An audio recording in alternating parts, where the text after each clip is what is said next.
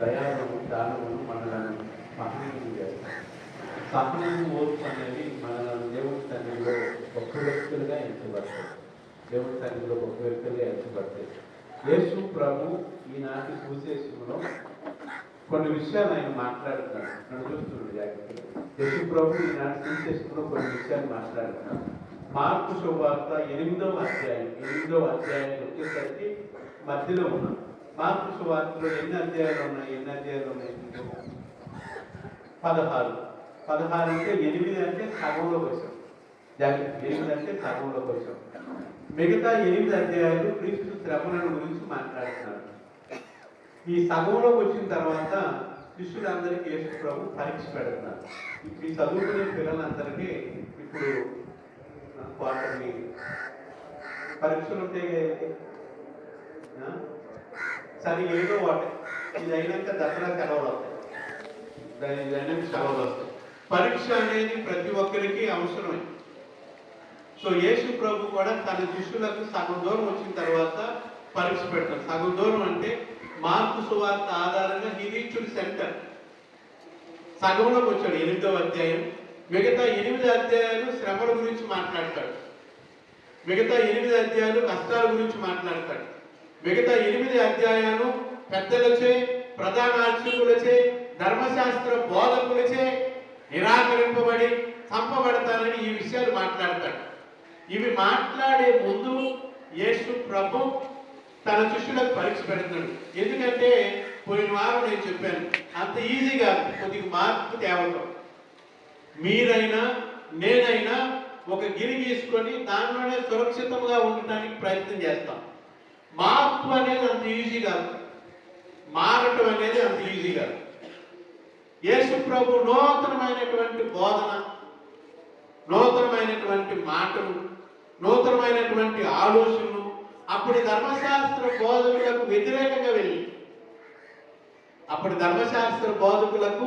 వ్యతిరేకంగా వెళ్ళి వాళ్ళ బోధన వేరుగా ఉంది, వీళ్ళ బోధన వేరుగా ఉంది. వాళ్ళ మాటలు వేరుగా ఉన్నాయి, యేసు ప్రభు మాటలు వేరుగా ఉన్నాయి. అందుకని అందరూ అనేవాళ్ళు, యేసయ్య నువ్వు అధికారపూర్వకంగా మాట్లాడుతున్నావండి. మా ధర్మశాస్త్ర బోధకులాగా కాకుండా నువ్వు అధికారపూర్వకంగా మాట్లాడుతున్నావు. నీ బోధనలో గొప్పతనం ఉంది. నీ మాటలు మమ్మల్ని ఆలోచింపజేస్తూ ఉన్నాయి. నీ మాటలు మమ్మల్ని వెనక్కి లాగుతూ ఉన్నాయి. నీ మాటలు మా హృదయంలో మంటలు రేకెత్తిస్తూ ఉన్నాయి. ఏంటి యేసయ్య నూతన బోధ అని అంటే, ఇప్పుడు ఉదాహరణకు బేసిక్ నీడ్స్, ప్రతి మనిషికి అవసరమైనది ఏంటయ్యా అంటే రోటి, కప్పడ, మకాన్. తినటానికి తిండి, కట్టుకోవటానికి బట్టలు, ఉండటానికి ఇల్లు. This are the basic needs. ప్రతి మనిషికి ఇవి కావాలి. ఏ దేశంలో ఉన్నా, ఏ ప్రాంతంలో ఉన్నా, this are the basic needs. కానీ యేసు ప్రభు ఏమంటున్నాడంటే, ఆకాశ పక్షులను చూడండి, అవి విత్తనాలు తల్లట్లేదు. ఉదయమే లేచి తండ్రి నీవే దిక్కుమాకని ఆకాశమునకు ఎగిరెనే. తండ్రి నీవే దిక్కుమాకని ఆకాశమునకు అని అంటున్నాడు. పక్షులు చూడండి, అవి ఉదయం లేవగానే తండ్రి నీవే మాకు దిక్కు అని. ఆహారం గురించి అవి వరి కావు, అన్నం గురించి పట్టించుకో. కాబట్టి యేసు ప్రభు ఏమంటున్నాడంటే, ఆకలి దప్పుల గురించి పట్టించుకోమాకండి. దేవుని యొక్క విషయాల గురించి ఆలోచించండి అంటున్నాడు. నూతనమైన బోధ. రెండవది, ఈ లోకంలో మనకి సెక్యూరిటీ ఇచ్చేది ఏంటండి? ఈ లోకంలో మనకి, నాకేంట్రా నాకు పొలం ఉంది, నాకేంట్రా నాకు ఫిక్స్డ్ డిపాజిట్స్ ఉన్నాయి, నాకేంట్రా నాకు ఇల్లు ఉంది, నాకేంటి ఇవన్నీ నా దగ్గర ఉన్నాయి. It is a security. మనం అనుకుంటాం ఆస్తి కానీ, పొలాలు కానీ, స్థలాలు కానీ సెక్యూరిటీ, ఇల్లు కానీ సెక్యూరిటీ అనుకుంటాం. కానీ యేసు ప్రభు ఏమంటున్నాడు? నక్కలకు గొరియలు, ఆకాశ పక్షులకు గూళ్ళు ఉన్నవి, కానీ మనిషి కుమారునికి తలదాచుకోవటానికి స్థలం లేదు. జాగ్రత్తగా ఈ 2 మాటలు ఇది అర్థమైతేనే నెక్స్ట్ సువిశేషం అర్థం అవుతుంది. ఆయన నూతన బోధ, ఆయన నూతనమైనటువంటి మాటలు. ఇక లాస్ట్గా ఆయన పచ్చిగా ఏం చెప్పాడంటే మనం ఏంటంటే నేను, మా అబ్బాయి, మా అమ్మాయి, మా నాన్న, మా అమ్మ, మా కొడుకు, నా భార్య, నా పిల్లలు అని చెప్తాం. We give importance for the relationship. మానవ సంబంధాలకు విలువిస్తాం. ఇతరులతో సంబంధం ఉన్నా లేకపోయినా మన వాళ్ళని బాగా చూసుకోవటానికి ప్రయత్నం చేస్తాం. We give. మనిషి తన కుటుంబానికి ఇంపార్టెంట్ ఇస్తాడు, మానవ సంబంధానికి. కానీ యేసు ప్రభు ఏమంటున్నాడంటే నన్ను అనుసరించుకోరువాడు తన తల్లిని, తన తండ్రిని విడిచిపెట్టాలి. నాకన్నా మిన్నగా తన అన్నను, తన చెల్లిని, తన సోదరుని ప్రేమించకూడదు. నీవు నన్ను అనుసరించాలనుకున్నావా? వీళ్ళందరూ విడిచిపెట్టి నన్ను అనుసరించు. ఎవడు అర్థం చేసుకుంటాడు ఈ మాటలు? ఇట్ ఈస్ ఎంటైర్లీ డిఫరెంట్ అన్నమాట. ఆయన బోధనలు కానీ, ఆయన ఆలోచనలు కానీ, ఆయన తలంపులు కానీ ఎవరు అర్థం చేసుకోలేరు. ఈ రీతిగా యేసు ప్రభు మార్కు సువార్తలో సగం దూరం వచ్చేసాడు. ఆయన మాట్లాడుతూ ఆయన మార్కు సువార్తలో సగం దూరం వచ్చేసాడు. వచ్చేసి ఇప్పుడు ఏమంటున్నాడంటే ఈ ప్రజలు కానీ వీళ్ళు కానీ అసలు నా బోధన గురించి, నన్ను గురించి ఏమనుకుంటున్నారు? Just he wanted to know that. దానికి ఆయన మనం చదువుకుంటూ ఉన్న మార్కు సువార్త 8వ అధ్యాయం 27వ వచనం ఒకసారి చదువుతాం. కైసరియా ఫిలిప్పు ప్రాంతమునకు వెళ్ళుచు మార్గ మధ్యమున ప్రజలు నేను ఎవరినని చెప్పుకొనుచున్నారు అని వారిని అడిగారు. Praise the lord. Hallelujah. Hallelujah. Hallelujah. Hallelujah. Hallelujah. Hallelujah. విశ్వాసులారా, యేసు ప్రభు కైసరియా ఫిలిప్పు ప్రాంతానికి వచ్చారు. కైసరియా వేరు, ఫిలిప్పు వేరు కాదు. అది ఒకే పదం అంతే. ఒకే పదం. కైసరియా ఫిలిప్పు. ఫిలిప్పు ఎవరో? హేరోదు రాజు యొక్క కొడుకు. ఫిలిప్పు ఎవరంటే హేరోదు రాజు యొక్క కొడుకు. And it is very important city. ఫిలిప్పు అనేటటువంటి ఆ సిటీ కైసరియా ఫిలిప్పు. It is an important city. హేరోదు రాజు యొక్క కొడుకు మీద నిర్మించినటువంటి పెద్ద నగరం. ఆ మహానగరంలో విచ్చలవిడితనం ఉంది. ఆ మహానగరంలో బాలు దేవతలను, దబ్బర దేవతలను ఆశ్చర్యైతే ఏదో ఒక దేవత ఫేమస్ అయినటువంటి దేవత ప్లేస్ అది. వాళ్ళందరూ విగ్రహారాధకులు. యేసు ప్రభు ఫిలిప్పు కైసరియా ప్రాంతానికి వెళ్తున్నాడు. He was going. ఆయన వెళుతూ ఆ ప్రాంతానికి వచ్చిన తర్వాత యేసు ప్రభు తన శిష్యుల్ని ఈ రీతిగా అడుగుతున్నాడు. ఏమంటున్నాడంటే ఈ ప్రజలు ఇక్కడ ఉన్న వాళ్ళు కానీ, ఇక్కడ ఉన్నటువంటి వాళ్ళు కానీ, మిగతా వాళ్ళు కానీ నేను ఎవరని అనుకుంటున్నారు? Who am I? నేనెవరో, నువ్వెవరో అని అన్నాను అనుకో, నేను మనిషిని అంటాం. అదొక సినిమాలో డైలాగ్ అని అందరూ తెలుసు. నువ్వెవరంటే చెప్తావు, నీ పేరు చెప్తావు, లేదా నీ విషయాలు చెప్తావు. కానీ ప్రియమైన విశ్వాసులారా, దేవుని బిడ్డలారా, నువ్వెవరు అనేది నీకు తెలిస్తే నీ గమ్యస్థానం ఏంటో నీకు తెలుస్తుంది. నీ లక్ష్యం ఏంటో నీకు తెలుస్తుంది. నీ ఆలోచన ఏంటో నీకు తెలుస్తుంది. నువ్వెందుకు జీవిస్తున్నావో నీకు తెలుస్తుంది. నువ్వెవరు? టుడే ఈ టైంలో, ఈ సమయంలో ప్రభు మనల్ని అడుగుతున్నాడంటే హూ ఆర్ యు? నువ్వెవరు? అరిస్టాటిల్ అనేటటువంటి తత్వశాస్త్రవేత్త తన దగ్గర శిష్యునికానికి వచ్చినటువంటి శిష్యులందరినీ ప్రవహిస్తున్నటువంటి ఒక నది దగ్గరికి తీసుకొని వెళ్ళేవాడు. ఆ నది దగ్గరికి తీసుకొని వెళ్ళి అరిస్టాటిల్ ఏం చెప్పాడంటే ఆయన ఒడ్డు నిలబడి నదిలోకి తొంగి చూడమనేవాడు. చూసిన తర్వాత వాడిని తన దగ్గరికి రమ్మని, ఏం కనపడింది నదిలో నీకంటే? ఎవడైతే నేను కనపడ్డాను, నా నేను కనపడిందంటే నువ్వు పనికిరావు, నువ్వు పంపుకెళ్ళిపో అనేవాడు. ఎవడైతే నదిలో అడుగున రాళ్ళు ఉన్నాయి, నదిలో ఇది ఉన్నాయి, నది గురించి ఎవరైతే ఎక్స్ప్లెయిన్ చేస్తాడో వాడిని మాత్రమే తన శిష్యునిగా చేసుకునేవాడు. ఎవరైతే నేను కనపడ్డాను అంటాడో నువ్వు శిష్యుడిగా పనికిరావు అనేవాడు. అరిస్టాటిల్ని అడిగారు, ఎందుకు నువ్వు ఇట్లా చేస్తున్నావు అంటే, ఎవడైతే నేను అంటున్నాడో వాడు నా శిష్యుడు అయినా కానీ నేనే అంటాడు, నాదే అంటాడు, నా సొంతమే అంటాడు, నేనే అంటాడు, నా సొంతమే అంటాడు. కాబట్టి నన్ను అనుసరించేటటువంటి వాడు నేను అనకూడదు, మనది అనగలగాలి. నన్ను అనుసరించగలిగిన వాడు నా శిష్యుడు కావాలనుకున్నటువంటి వ్యక్తి ఆయన తన కోసం కాదు, ఇతరుల కోసం జీవించగలిగే మనస్తత్వం ఉండాలి. ప్రియమైన విశ్వాసులారా, దేవుని బిడ్డలారా, ద లార్డ్ ఈజ్ ఆస్కింగ్, భగవంతుడు తనను తాను అడుగుతూ ఉన్నాడు, తన శిష్యులను అడుగుతూ ఉన్నాడు, నేను ఎవరని మీరు భావించుకుంటున్నారు? నువ్వెవరని నువ్వు భావించుకుంటున్నావు? ఈ రోజున, ఈ టైంలో, ఈ సమయంలో దివ్య మందస్థం ముందు, దివ్య సప్రసాద ప్రభుని దగ్గర సెప్టెంబర్ నెల 15వ తేదీన సగం రోజులు అయిపోయిన ఈ రోజున నువ్వెవరని నువ్వు భావించుకుంటున్నావు? Who are you? నువ్వెవరు? ఆలోచిద్దాం ప్రియమైన విశ్వాసులారా, దేవుని బిడ్డలారా. యేసు ప్రభుకి తెలియదండి ఆయన శిష్యుడు ఆయన గురించి ఏమనుకున్నారు? ఏసైకి తెలీదా? తెలుసా? తెలీదా? మన నోటి నుంచి మాట వెలువడక ముందే మనం ఏం మాట్లాడబోతున్నామో దేవుడికి మన గురించి తెలుసండి. నువ్వు మాతృ గర్భమున రూపొందకు మునుపే అంటారు కొంతమంది. నేను నిన్ను ఎన్నుకున్నానని, నేను నిన్ను పిలిచానని, నువ్వు దేవుని సన్నిధిలో ఉన్నావని దేవుడికి తెలుసు. అయినా యేసు ప్రభు తన శిష్యుని అడుగుతున్నాడు, ఈ ప్రజలు నేను ఎవరని భావించుకుంటున్నారు? And they felt it is very easy. It's very easy. ఇప్పుడు నేను ఎవరైనా నా గురించి మీరు ఏమంటున్నారని చెప్పేస్తారు, చెప్పేస్తారు. 2.5 సంవత్సరాలు 3 సంవత్సరాలు అయింది కదా, అయిపోతుంది. Even I to can say, నేను కూడా చెప్పను. కానీ ప్రియమైన విశ్వాసాలు ఇట్ ఈస్ వెరీ ఈజీ. వాళ్ళ గురించి వీళ్ళందరి గురించి నాకు తెలుసు అంటాడు కొంతమంది. మా ఊళ్ళో ఉన్న ప్రతి ఒక్కరి గురించి నాకు తెలుసు మొత్తం. కానీ ఈ సంగతి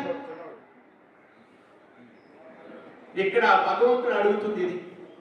ఆయన నా గురించి ప్రజలు ఏమనుకున్నారు అనగానే వీళ్ళు టకటక నువ్వు యోహానని, నువ్వు ఏలియా అని, నిన్ను ప్రవక్తలో ఒకరని అనుకున్నారయ్యా. ఎందుకు యోహాన్ అనుకుంటున్నారు? ఎందుకంటే యేసు ప్రభు ప్రథమ శిష్యుడు యోహాను యొక్క శిష్యుడు. యేసు ప్రభు యొక్క ప్రథమ శిష్యులు యోహాను గారి యొక్క శిష్యులే. బోధకుడా మీరు ఎక్కడ ఉంటారు? కమన్ శ్రీ రండి నా దగ్గరికి, నేను ఎక్కడ ఉంటాను వచ్చి చూడండి. చూడకోకుండా, ఆయనతో ఉండకోకుండా, ఆయన సన్నిధికి రాకుండా, ఆయనను ప్రార్థన చేయకోకుండా, ఆయనను అడగకోకుండా ఆయనను దీవించాలంటే కుదరదప్ప. జరగలేదు. స్వామి మా కోసం ప్రార్థన చేయండి అని ఇంటికి పిలిచారండి. ప్రార్థన చేస్తా ఉన్నాము, నేను కళ్ళు మూసుకొని ప్రార్థన చేస్తా ఉండే. ప్రార్థనలో ఏకీభవించాలి కదా. ప్రియమైన విశ్వాసులారా, దేవుడి బిడ్డలారా, ఆలోచిద్దాం. యేసు ప్రభువుని అడగగానే వెంటనే వీళ్ళు తక్కువని సమాధానం చెప్తారు. నువ్వు యోహానని, నువ్వు ఏలియావని. యోహానని ఎందుకు చెప్తున్నారు? కైసరియా ఫిలిప్పు ప్రాంతంలో ఉన్నారు. ఏ రోజు రాజు యోహాన్ని చంపేశాడు. యోహాను మంచివాడు, మంచివాడికి మరణము లేదు, మానవత్వానికి మరణము లేదు. ప్రియమైన విశ్వాసులారా, దేవుని బిడ్డలారా, అందుకనే వెంటనే వాళ్ళు యోహాను అంటున్నారు, లేదా ఏలియా అంటున్నారు, లేదా ప్రవక్తల్లో ఒకడని అంటూ ఉన్నారు. కానీ యేసు ప్రభు ఇవేమి కాదుగా. యేసు ప్రభు ఇవేమి కాదు. నెక్స్ట్ యేసు ప్రభు వాళ్ళు ఏమడుగుతున్నాడంటే, అప్పుడు యేసు మరి నన్ను గురించి మీరు ఏమనుకుంటున్నారు? నన్ను గురించి మీరు ఏమనుకుంటున్నారు అనగానే వెంటనే వాళ్ళు తక్కువని సమాధానం చెప్పట్ల. జాగ్రత్తగా ఉంది. అక్కడ ఎంతమంది ఉన్నారు? 12 మంది శిష్యులు ఉన్నారు. ఎంతమంది శిష్యులు ఉన్నారు? ఆయనతో 12 మంది శిష్యులు ఉన్నారు. 12 మందిని యేసు ప్రభు అడుగుతున్నాడు, నన్ను గురించి మీరు ఏమనుకుంటున్నారు? అప్పుడు వీళ్ళందరూ చెప్పాలి సమాధానం. నువ్వు అదని, నువ్వు ఇదని చెప్పాలి. కానీ ఎవరు చెప్పట్లా. ఎందుకు చెప్పట్లా? వాళ్ళకి అర్థం కాల యేసు ప్రభు అంటే ఎవరన్నది. They really did not understand who is God. యేసు ప్రభు బోధనలు వాళ్ళకి అర్థం కాదు. యేసు ప్రభు మాటలు వాళ్ళకి అర్థం కాల. యేసు ప్రభు యొక్క జీవన విధానం వాళ్ళకి అర్థం కాదు. యేసు అడుగుతున్నాడు, ప్రజలు నా గురించి ఏమనుకున్నారు అనగానే తక్కువని చెప్పేశాడండి. నువ్వు యోహానని, నువ్వు ఏలియావని, నువ్వు ప్రవక్తలో ఒకడవని.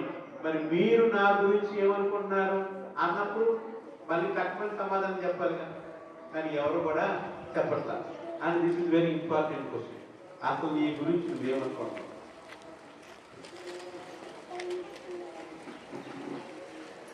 నా దగ్గరకు వచ్చి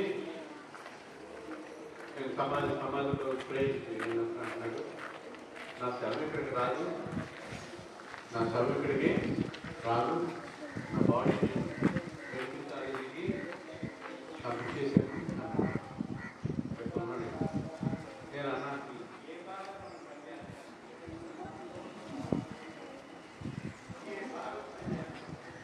ఎవరికైనా నా బ్లడ్ కావాలనుకో, నేను ఎవరైనా చూసుకోగలను కాదు. నువ్వు మెడికల్ కాలేజీకి నీ శరీరం ఇవ్వాలి for a noble cause, for a noble cause. If you are thinking like that, అప్పుడు నీ శరీరాన్ని, నీ శరీర భాగాన్ని నువ్వు ఎలా తీసుకోదమ్మా? ఆలోచిద్దాం ప్రియమైన విశ్వాసాల దేవుడు బిడ్డలారా, నేనెవరు? మీరు నా గురించి ఏమనుకున్నారు? మీరు ఈయన గురించి ఏమనుకుంటున్నారు? ఆపద మొక్కులు వాడా, అవసరతల్లో ఆదుకునేవాడా? What are you thinking about him? శిష్యులందరూ దాదాపుగా ఆయనతో కలిసి ప్రయాణిస్తూ సగం దూరం వచ్చిన తర్వాత యేసు ప్రభు వాళ్ళకి పరీక్ష పెడుతున్నారు. నా గురించి మీరు ఏమనుకున్నారు? ఎవరు సమాధానం చెప్పండి. నోబడీ సేయింగ్, ఇమ్మీడియట్ గా ఎవరు కూడా సమాధానం చెప్పట్లేదండి. అంటే ఏంటి? వాళ్ళకి అసలు nothing is entered in to their mind. వాళ్ళకి యేసు ప్రభు పూర్తిగా అర్థం కాలేదండి, అర్థం కాదు. చాలా మందికి నిజంగా దేవుడు అంటే ఏంటి అనేది అర్థమైతే దైవ భయం కలిగి ఉంటారండి. చాలా మందికి నిజంగా కథోలిక విశ్వాసం అంటే ఏంటి అని అర్థమైతే కథోలిక విశ్వాసంలో బలపడి జీవించి ముందుకుపోతారండి. ఆలోచిద్దాం ప్రియమైన విశ్వాసులారా, నేను ఎవరని మీరు భావించుకుంటున్నారు అన్నప్పుడు ఎవరు సమాధానం చెప్పరు. ఒక్క పేతురు గారు మాత్రం ఏమంటాడంటే క్రీస్తువి అంటాడు. క్రీస్తు అనగా అంతే, క్రీస్తు అనగా రక్షకుడు, రక్షకుడు, రక్షించేవాడు. పేతురు గారు వెంటనే అంటాడు, నువ్వు క్రీస్తువి. క్రీస్తు అనగా మేము రక్షకుడు, రక్షించేవాడు, కాపాడేవాడు అని వీళ్ళు అనుకున్నారు. రక్షించేవాడు. ఎవరు రక్షిస్తాడు? రాజు అయితే రక్షిస్తాడు.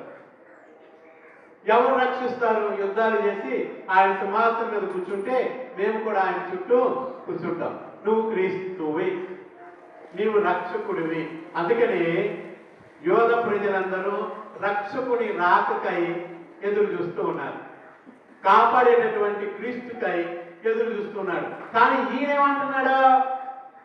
ఈయనేమంటున్నాడంటే యెషయా గ్రంథం 50వ అధ్యాయం 6వ వచనం ఒకసారి చదువుకుందాం. అతడే స్వయముగా న్యాయం చెప్పుననియు ఆకాశం చాటుచున్నది. నా ప్రజలారా, నేను సంభాషించుచున్నాను. నన్ను మోదు వారికి నేను నా వీపును అప్పగించుచుని వారు నా గడ్డపు వెంట్రుకలు లాగుచుండగా నేను ఊరుకొంటిని. నా ముఖము మీద ఉమ్మి వేసిన నన్ను అవమానించుచుండగా ప్రైజ్ ది లార్డ్, హల్లెలూయా. అది క్రీస్తు మనస్తత్వం. ఎప్పుడో యెషయా ప్రాప్తి చెప్పాడు, వారు నా ముఖం మీద ఉమ్మేస్తారని, నా గడ్డపు వెంట్రుకలను లాగుతారని, నన్ను చంప మీద కొడతారని. ఈ మాటలే యేసయ్య చెప్తా ఉంటే వాళ్ళకి ఎవరికి యేసు ప్రభు మాటలో అర్థం కావట్లా. అదే ఆయన చెప్తా ఉన్నాడు. మార్కు సువార్త 8వ అధ్యాయం 31వ వచనం ఒకసారి చదువుకుందాం.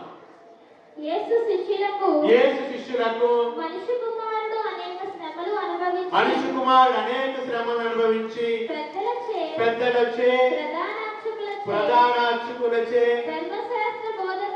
ధర్మశాస్త్ర బోధకులచే నిరాకరింపబడి చంపబడి 3వ రోజున ఉత్థానమగుట అగత్యము. ప్రైజ్ ది లార్డ్, హల్లెలూయా. నువ్వు క్రీస్తుని అనుసరిస్తున్నావా? నిజంగా నిరాకరించబడతావు. నువ్వు క్రీస్తుని అనుసరిస్తున్నావా? నిజంగా నీ ముఖం మీద ఉమ్మేస్తాడు. నువ్వు క్రీస్తుని అనుసరిస్తున్నావా నిజంగా కష్టాల పాలవుతావు, శ్రమల పాలవుతావు. కష్టాల దేవుడి దగ్గరికి దేవుడికయ్యా రావడం. ఆయన లోకం పోకడ గురించి మాట్లాడుతూ ఈయన రక్షకుడు అనగానే యేసయ్య శ్రమల గురించి, బాధల గురించి, నిరాకరణ గురించి, నిరాదరణ గురించి ఆయన ఈ విషయాలు శిష్యులు అందరితో చెప్తా ఉన్నాడు. అబ్బాయి నన్ను అనుసరిస్తున్నారు, మీ జీవితము ఇలా ఉంటది, ఇలా ఉంటది అని అంటుంటే పేతురు గారు ఏమంటున్నారు చూద్దాం. పేరేంటి? వారికి ఆ విషయమును తేటతెల్లము చేసెను. అంతటా పేతురు ఆయనను ప్రక్కకు తీసుకొని అక్కడ పేతురు ఎక్కడ తీసుకెళ్తాడు? యేసు ప్రభుని పక్కకు తీసుకెళ్తాడు. కొంతమంది మనం ఉన్నప్పుడు ఒకసారి పక్కన మన గురించి మాట్లాడుకున్నా మిగతా 10 మంది పక్కన సంగతి ఏంటి? కావాలంటే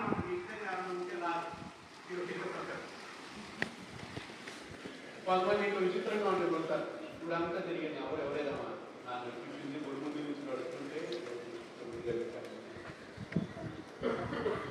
ఎందుకు పేతురు గారు పక్కన తీసుకెళ్ళాలి? వేసుకోండి అందరినీ అడగచ్చు. అర్థమవుతుంది. జాగ్రత్తగా అయిపోయింది.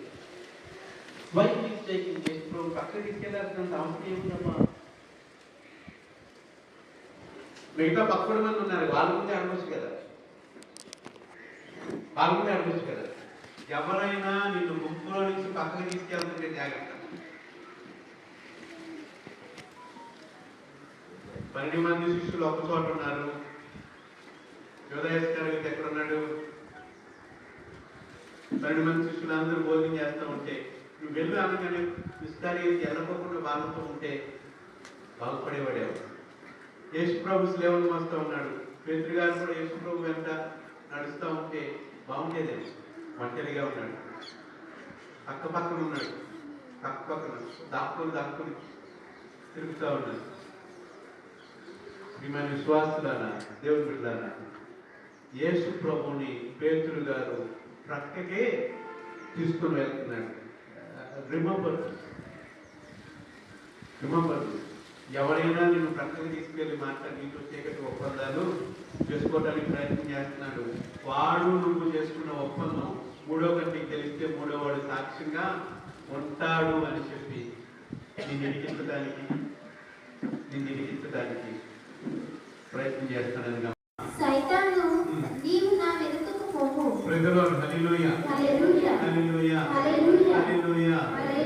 విశ్వాసులారా, యేసు ప్రభు శిష్యుల వైపు తిరిగాడు. ఎవరి వైపు తిరిగాడు? పేతురు వైపు తిరగట్లా.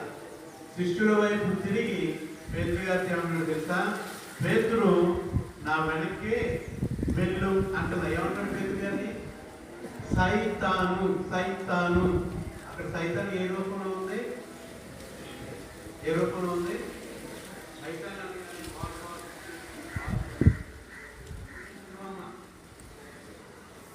అందుకే కొంతమంది చూడగానే మనం దేవుడా అని మనిషి అండి. కొంతమంది చూడగానే మనం ఏమంటే విశ్వాసులారా, దేవుని బిడ్డలారా, పేతురు గారిని సైతాను ఆవరించింది. ఆ టైంలో యుధాయిస్కార్యుడు రొట్టెను కూర్చుని అంటాం. దేవుడు మనతో ఉంటే ఈ శోధనలకు మనం గురితామండి. యేసు ప్రభు ఎంత స్పష్టంగా చెప్తున్నాడు చూడండి. పేతురు గారిని చీపో సైతాను. పేతురు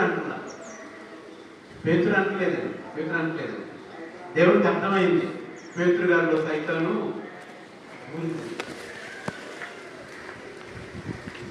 మనలో ఎవరు నా యందు ఉంటారో, నేను ఎవరి యందు ఉంటాను, వాడు అధికంగా ఫలిస్తాడు. మన విశ్వాసులారా, దేవుని బిడ్డలారా, చీపో సైతాను ఎక్కడికి వెళ్ళమంటున్నాడు? నా వెనక్కి వెళ్ళి. మన ముందు ఎవరు ఉండాలంటే దేవుడు ఉండాలి. నా ముందు వెళ్ళు యేసు రాజా స్తోత్రము, నన్ను నడిపించు యేసు రాజా స్తోత్రము. నా ముందు వెళ్ళు యేసు రాజా స్తోత్రము, నడిపించు యేసు రాజా స్తోత్రము.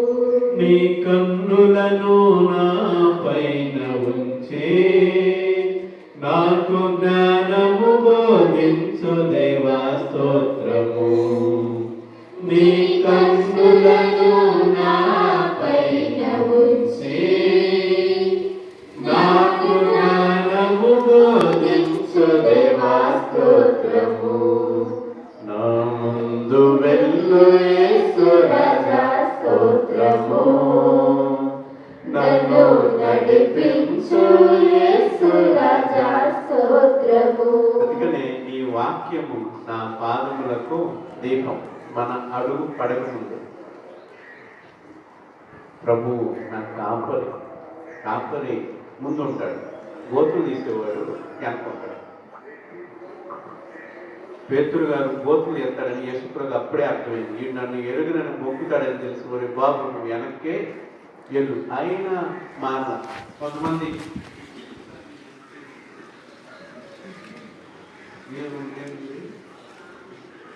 ముందు నువ్వు వెళ్ళి తర్వాత నేను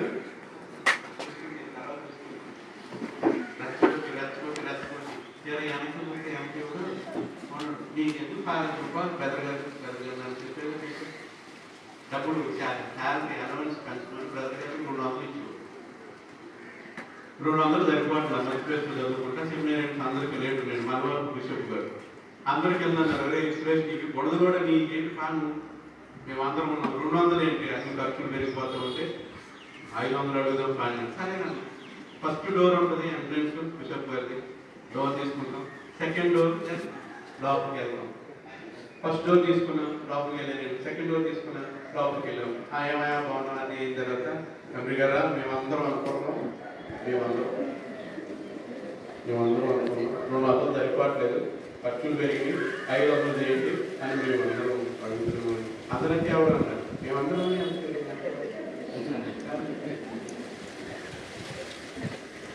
చక్కగా రోజున్నారంటే ఎప్పుడో బాబు మీరు కూడా ఏంటంటే దెబ్బలు తినే ఉంటారు. You might have experience. అంతేనండి, మొన్న ప్రపంచం అదమ్మా, మొన్న ప్రపంచం అది. ఎవరు నన్ను పిలిచి ప్రసంగం నాకు ఇష్టం వచ్చినట్టు చెప్పంటాడు. నేను నీకు ఇష్టం వచ్చినట్టు కాదు. వచ్చే ఆదివారం పూజ చేసి ఈ రాత్రికి చదువు కొట్టుకుంటాను. నేను నాకు ప్రేరణ కలిగినట్టు చెప్పమని చెప్తాను, లేదంటే లేదు.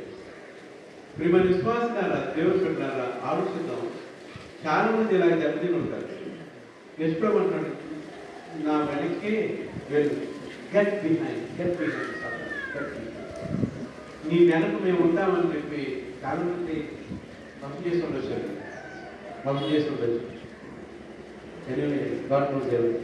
ఎవరు తెలుసండి నడి సముద్రంలో చాలాసార్లు మన జీవితంలో మనం వదిలేస్తున్నారు. అప్పుడు ఊళ్ళోకి నెట్టేస్తుండదు. చాలా మంది పక్కన 10 మంది చూసారు. దాంట్లో 10,000 డబ్బులు తీసుకుంటారు. నీకు ఎందుకు చేస్తాను నా టెన్షన్ బయటకు రాదు. ఎవరో పొద్దుగా చేస్తున్నారు, అది పెడుతున్నారు. ఈ లోపల అన్ని టెన్షన్ వచ్చేసి ఫైనాన్షియల్ టెన్షన్ అని వచ్చేసి కావాలంటే నువ్వు ఉంటే పని అవుతుంది, నీ వల్లే అంటారు. తేడా చూస్తే ఇదేమో అందరి మీద పడేది. ఒక్కరు వాళ్ళు అంటే మీ వాళ్ళని ఫర్ ఎగ్జాంపుల్ చెప్తా ఉన్నాను నేను. ఫర్ ఎగ్జాంపుల్ గ్రూప్లో ఉన్న వాళ్ళందరూ కరెక్ట్గా ఉండే వాళ్ళు ఉంటారండి. వాళ్ళ గ్రూప్లో ఉండి మనల్ని నష్టపరిచే వాళ్ళు కూడా ఉంటారు. ఆలోచిద్దాం ప్రియమైన విశ్వాసారా, 12 మంది గ్రూప్ ఉండాలి. ఎవరికి 12 మంది గ్రూప్ అయింది. ఈ 10 మంది గ్రూపే ఆయన గ్రూప్ 10 గ్రూప్ అయింది, 12 గ్రూప్ అయింది. 12 గ్రూప్లో ఒకడే ముద్దు పెట్టుకున్నాడు, ఈయనే మా గురువు అన్నాడు. ఇంకోడేమో ఆయన ఎవడు నాకు తెలవదు అన్నాడు. లాస్ట్కి సెలవు దగ్గర ఆయన ఏలాడుతూ ఉంటే యోహాను తప్ప ఇంకెవరున్నారు అక్కడ? కన్న పాపని మరి తెలుసు. ఆలోచించిన ప్రియమైన విశ్వాసాల దేవుడు ఇట్లారా లోకం పోకర్లో గ్రహించండి. లోకం పోకర్లో గ్రహించండి. 3-4 సైతాన్ని ఎప్పుడైనా సైతాన్ని ప్రాబ్లం గురైనప్పుడు మనకు కనిపిస్తున్నట్లయితే తగ్గిస్తున్నాము మన సైతాన్ని. గద్దించి దూరంగా పారిపోతున్నామా? గద్దించి దూరంగా పారిపోతున్నామా? లేకపోతే ఎంటర్టైన్ చేస్తున్నామా? ఎంటర్టైన్ చేస్తున్నామా? ఆలోచన ప్రియమైన విశ్వాసాలు ఎక్కడ మనం సైతాన్ని శోధనకి పడిపోతున్నాం అని రాసిన ఇష్టం తర్వాత 30 ఈ ప్రాణమును కాపాడకు చూచువాడు దానిని పోగొట్టుకొను. నా నిమిత్తము, నా సువార్త నిమిత్తము తన ప్రాణమును దారపోయేవాడు దానిని దక్కించుకొను. మానవుడు లోకమంతటిని సంపాదించి తన ఆత్మను కోల్పోయిన వానికి ప్రయోజనమేమి? నన్ను అనుసరింపకోరువాడు తనను తాను నన్ను అనుసరింపకోరువాడు. అంతటా యేసు జన సమూహములను శిష్యులను చేరపిలిచి, నన్ను అనుసరింపకోరువాడు తనను తాను త్యజించుకొని తన సిలువను మోసుకొని నన్ను అనుసరింపవలెను. తనను తాను త్యజించుకోవడం అంటే సరే ఆయన తనను తాను త్యజించుకున్నాడు, తగ్గించుకున్నాడు, రిక్తులు చేసుకున్నాడు. ఆ ఒక్క పదం ఆలోచించి ఇంటికి తర్వాత 2 ప్రశ్నలు మొదలుసారి నా గురించి నేనేమనుకుంటున్నాను, ఈ ప్రజలు నా గురించి ఏమనుకుంటున్నారు అని నాకు అన్నాడు. నేనెవరు, మనం ఎవరు దేవుడు ఆలోచిస్తూ అందులో నిలబడదాం.